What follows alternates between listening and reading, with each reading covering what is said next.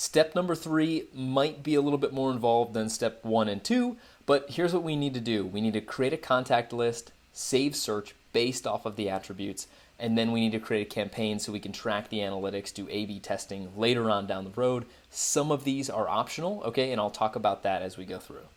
Okay, step 3 is going to be creating a contact list. So first and foremost, what I need to do is I need to find individuals to add to my dynamic attribute. So I'm going to click View My Clients, and from here, what I'll do is I'm going to select the contacts that I'd like to add to that dynamic attribute. Now, a lot of these, you're going to go through a list, maybe you filter by category, something like that, and then you can select all by clicking this top item.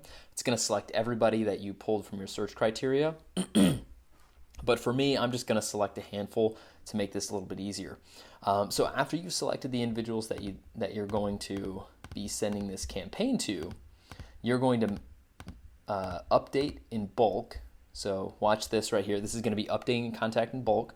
So you're going to go over here, update selected contacts. If you don't have this option, it's probably because you need to be granted the permission setting to do it, okay? So that's either something you can ask your manager for, or you can ask them to help you out and just tag all the contacts that you're looking for. So update selected contacts, say change dynamic attribute, and then what you're going to want to do is you're going to want to use the first dynamic attribute that you created, which mine is called email or drip email tag.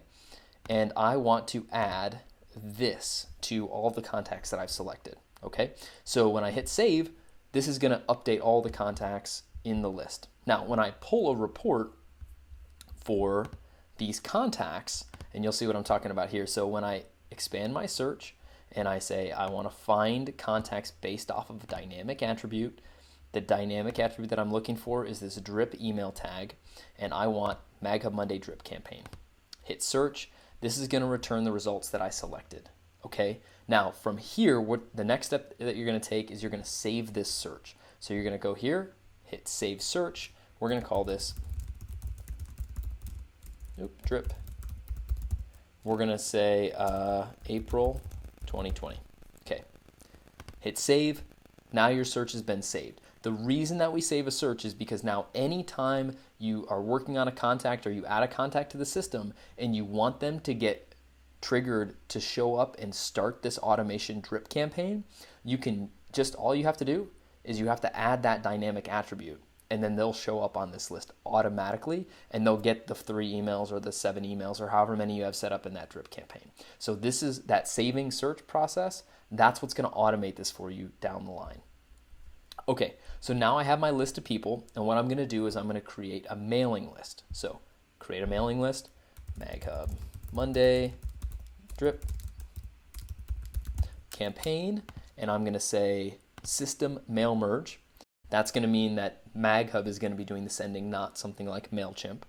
And I'm going to say April 2020, just to confirm. Hit create. Now you're good to go. Okay, so here's my list of people. And what I'm going to do first is remove duplicates. So clean out everybody that's duplicate, so you get a clean list of people to send this email to.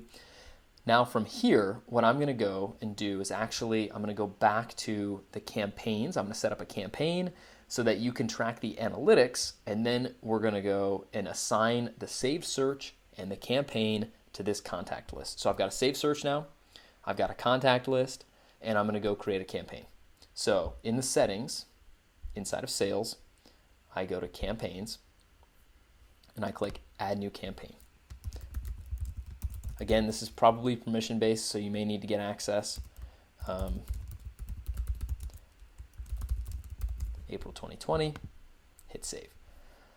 Okay, so now I'm going to go back to my contact lists and associate all of this stuff together.